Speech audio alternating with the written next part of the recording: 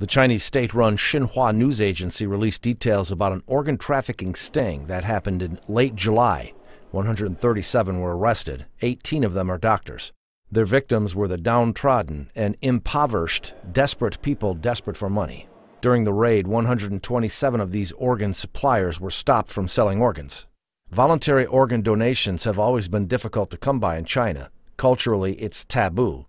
So while 1.5 million Chinese patients need transplants every year, according to what Xinhua said was health ministry statistics, only about 10,000 are legal.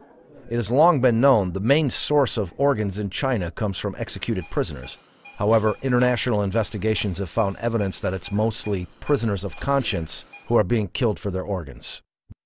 Bloody Harvest, a 2007 report by international human rights lawyer David Kilgour and Canadian former Member of Parliament David Matas, found evidence the Chinese regime has been harvesting organs from imprisoned Falun Gong practitioners.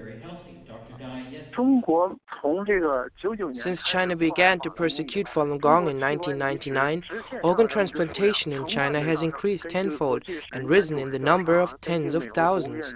According to investigations by international human rights organizations, the U.S. State Department report on human rights and independent investigation by two Canadian lawyers, David Kilgour and David Matas, the largest organ donor source in China is actually the detained Falun Gong practitioners. Falun Gong is a traditional spiritual practice with over 100 million adherents in mainland China. The Chinese regime has been systematically persecuting anyone associated with or who practices Falun Gong since 1999.